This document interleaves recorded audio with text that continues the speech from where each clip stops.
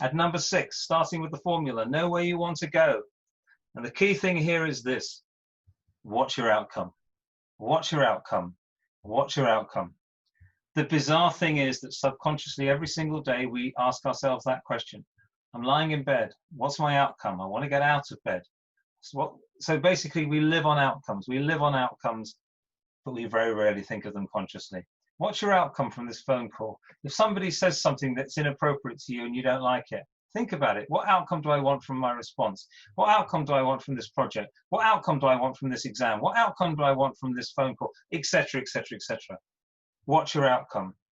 And when you think about your outcome, focus on what you want, not what you don't want.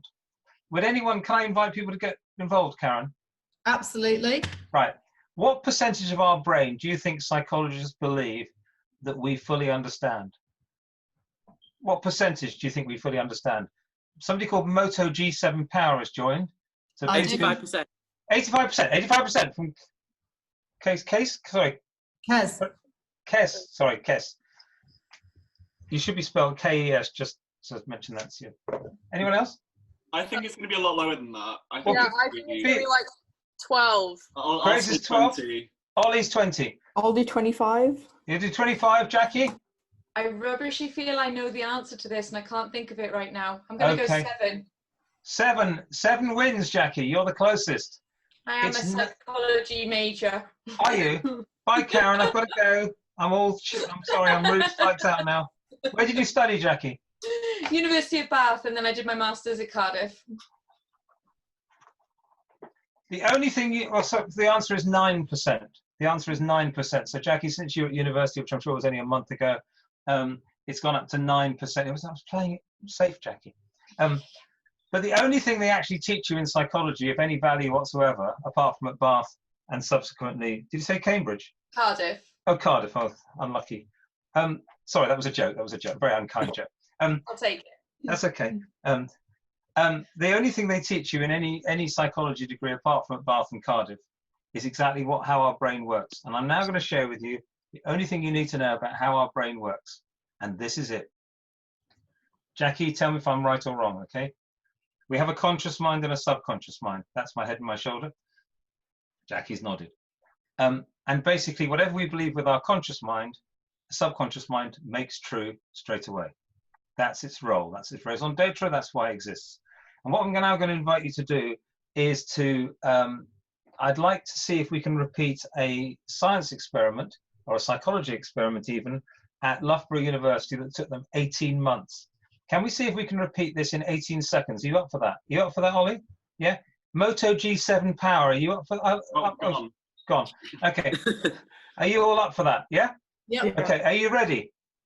Jackie, since you're the psychology master, you can say go. Go. Right. Hands up all the people on this call who think you've got a pretty good memory. Do you find you remember things? Yeah. Yeah, great. Hands up those people who haven't got a very good memory. Do you find you forget things? Yeah, you can't put your hand up twice. I'm sorry, maybe you didn't. Ollie, right, fine. So that was 7 seconds. That's brilliant. There you are. It took them 18 months to realise at Loughborough that basically if you believe you've got a good memory, you'll remember things. If you believe you haven't got a good memory, you'll forget things. So there you go. What I'd like to do is to send you a copy of my book, How to Be Successful by Being Yourself, to each and every one of you, or maybe I'll send them to Karen and you can distribute them or whatever. I'm more than happy to do that. And I'll sign Jackie's with an apology because I was very rude about Cardiff, which is actually one of my favourite cities, having lived in Bristol. I didn't actually let you know I grew up there. I'm born and bred Cardiff. Well, there you go. It doesn't show in your accent at all. So number 6, focus on what you want, not what you don't want. What does this mean? How can we put this into practice? Always think yes and, not no but. In other words, always think, okay, I'm focusing on what I don't want in life. Supposing I did want something, what would it be? Supposing there was something that could work, what would it be? The media, the negativity around in the world at the moment really wants us to go, no but, no but, no but, you can't achieve anything. What could you achieve? The answer is anything. The answer is anything. Because guess what? You were only born with 2 fears. Anyone like to shout out? What do you think they were? This is the only thing that every psychologist agrees on, and Jackie may well change. Fear Jackie, itself. Pardon? Fear itself. Very deep, but not quite right, Kes. Anyone else? Dying. Death. Birds, death. Anyone else? Falling. Falling is correct. And Grace? I said isolation, but that's probably... No, that's because you've been in lockdown too often, Grace. Too long. However, Grace, you do get an Oscar for that because, quite frankly, that's what a lot of us are facing right now. Falling, we have a fear of falling. It's and we get over that in order to learn to walk. We have to have the fear, and we have a fear also of loud noises, which you get over by the time we're teenagers. And those of you on the call here who look very young, you will get over that when you David, what about sharks?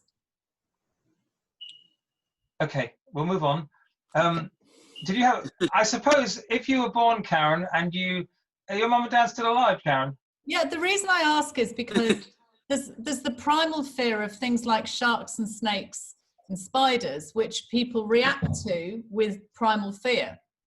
Yes, Karen. Okay, No. I've never had that before, but I'm really grateful for it. So basically, on the moment we're born, we only have two natural fears.